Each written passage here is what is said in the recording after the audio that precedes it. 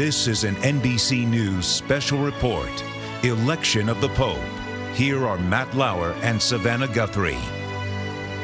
And good morning, everyone. Welcome to this NBC News special report. I'm Matt Lauer, along with Savannah Guthrie. We're in New York, but the action is taking place at the Vatican, where you can see that smokestack, the chimney atop the Sistine Chapel, and smoke began pouring out of that about 45 seconds to a minute ago. And Savannah and I are sitting here, and at times that looks jet black, and at times it moves to a shade of gray, which of course would mean two very different things.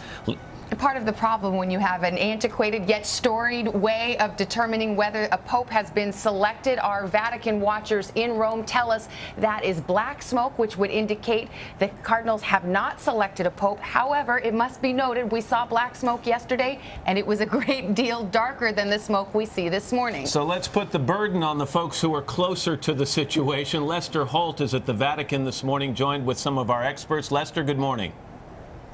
Back to you. No, I'm kidding, Matt. We're looking at this as well. It certainly appeared black. We watched it last night, and keep in mind it was at night and it was illuminated by a spotlight. But I think our consensus right here, this appears to be black smoke. This would follow the second vote of the morning. They were scheduled to hold 2 in the morning and then burn ballots, assuming that there was no pope, and then 2 in the afternoon. But we've been watching it here. This was roughly 2 hours. A little over 2 hours after they began their morning session. You're looking at there are crowds at St. Peter's Square right now who are filing out. So the crowd seems to have ruled that this is black smoke. The faithful began showing up here this morning, waiting to see the smoke, and many of them now are filing out of the square. Lester, isn't there a second signal also? Isn't there a second signal? If it were white smoke, wouldn't it be accompanied by the ringing of the bells from St. Peter's? That's what happened when I was here 8 years ago. We saw the smoke for a long time, weren't quite sure of the color. It appeared white. The smoke kept coming out. After several minutes, the bells started to ring. Now, keep in mind, the bells here ring on the quarter hour, meaning another 2 minutes or so we would hear the bells anyway. But you see the smoke has now stopped. There are no bells. Crowds are leaving. So it appears that was black smoke. It appears an indication of an inconclusive vote. In fact, 2 inconclusive votes this morning. Well, Lester, let's bring in a second and perhaps a third opinion. We have Father Robert Barron joining us with you at the Vatican, as well as George Weigel, our Vatican analyst. And George, I'll put it to you. Number one, do you see black smoke? And number two, would it not be quite extraordinary if we were to see white smoke and have a pope selected at this early stage?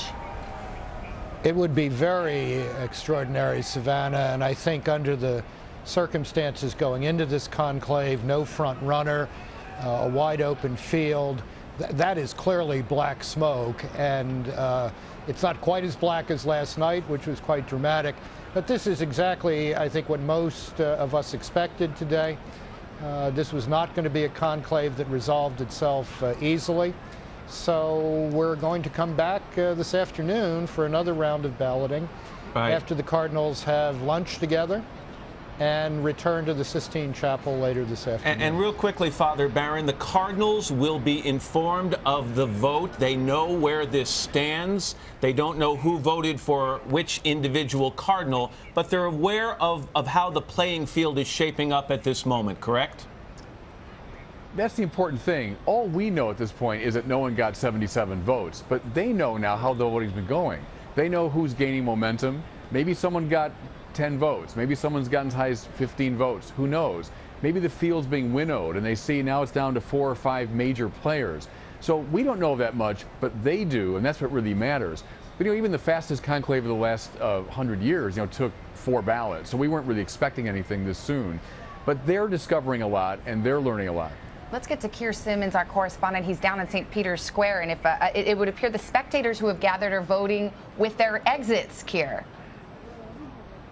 That's right. It does look as you've been saying, as if people on the ground here do think that this is black smoke. If we just take a look across St. Peter's Square here, you can see people gradually filing out. There was a bit of a cry when the smoke started pouring from that chimney. You can see it still on the screens on St. Peter's Square, so people get a really good view of the smoke, but quite quickly the crowds began to file away.